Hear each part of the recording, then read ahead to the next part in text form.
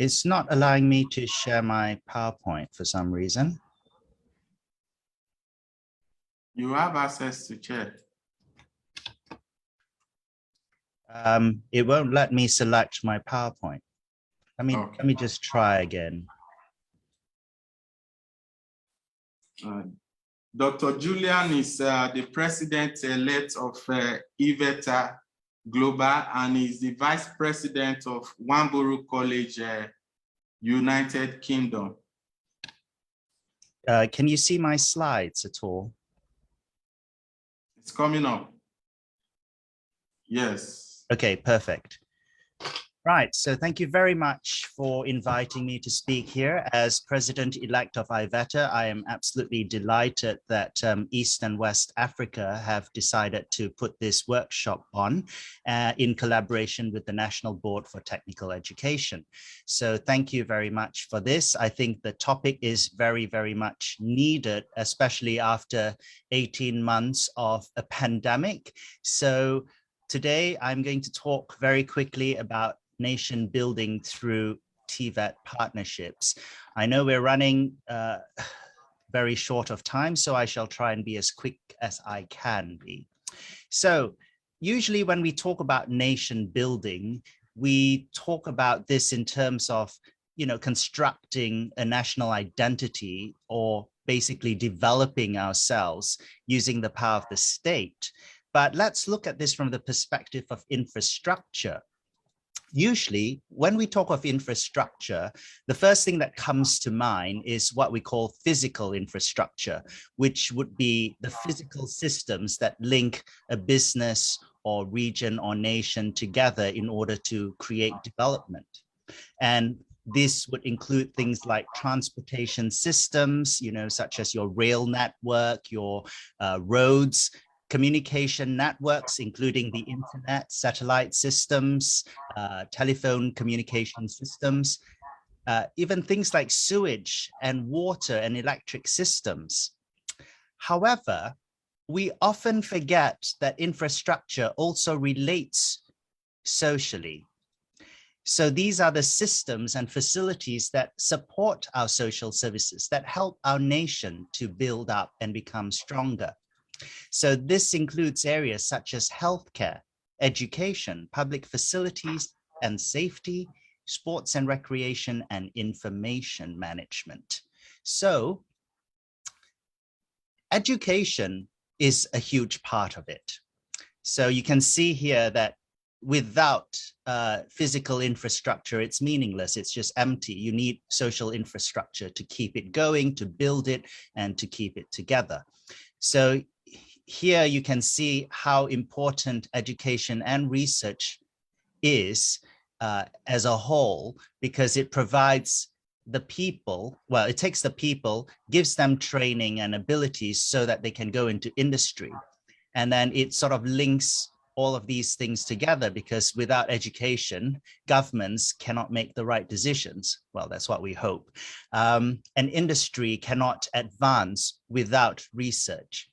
So all the stuff in here is technology, which underlies everything now, because technology has become so important to us in the 21st century. So TVET is the interface between primary education, research, and practice, which is industry here. So how can TVET actually assist with nation building? Well, that's the most obvious one that everybody talks about. And our first professor, Bougagé, also talked about the skills mismatch, which is an absolutely important area. You have to skill people, upskill existing people, or reskill them for new jobs or new technologies or new things that have not yet come into existence. We also are the interface by providing hands-on application and experience with industry.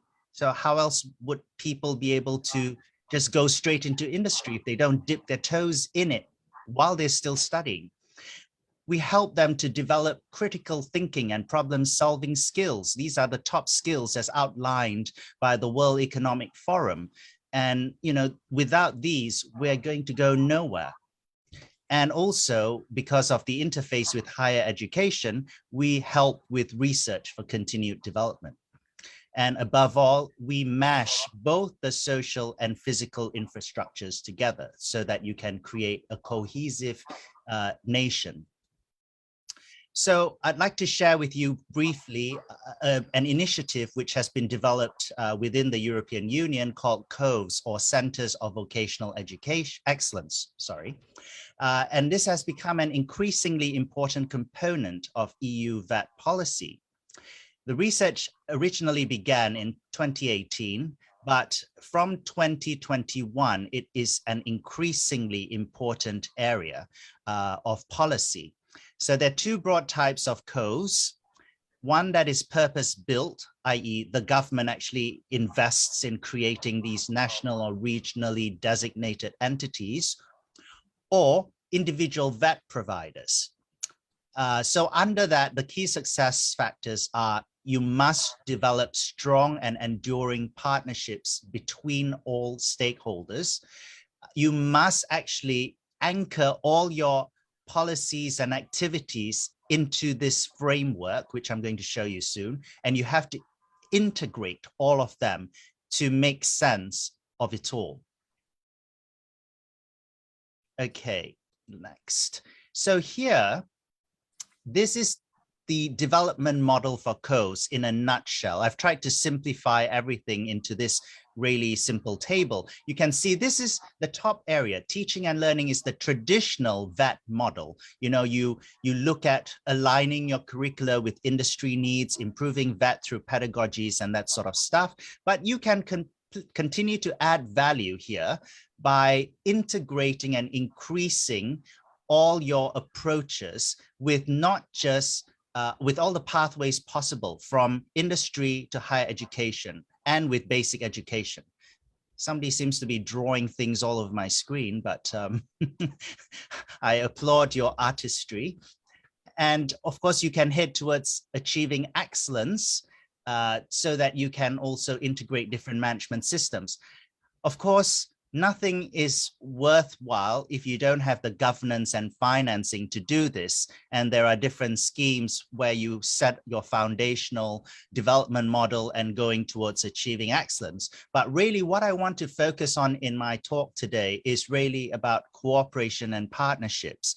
And you can see here, company placements is already a foundation of this development model. That means internships, apprenticeships, work experience, job shadowing, that sort of stuff, increasing mobility through international projects. So don't just look within, look without as well. But then as you go further, look at, creating innovation hubs, business incubators, working with businesses reciprocally to share equipment and an expertise. And then if you want to go even further, create new knowledge hubs, okay?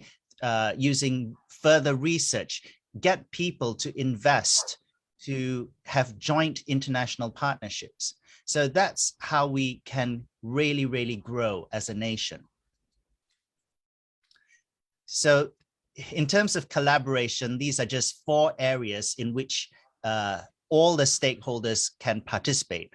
How do you participate? To what degree? Well, from basic networking to actually formally associating yourselves with people, or to actually integrate what you do in a cohesive partnership with your partners. And then you can look at the different durations and the choices of how you collaborate. 10 minutes is really too short to go into all of this, but it's just to give you a general idea. If you want more information, you can visit the European Training Foundation website to see how they explain it in white papers, or you can contact me later on. So really, the key to success in nation building is to ensure that you have communication and collaboration between all stakeholders. Thank you very much. This is my... Thank you very much, Dr. Julian. You're welcome. Thank you very much.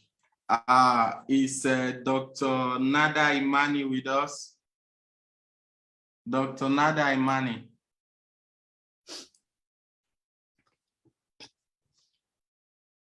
Dr. Nada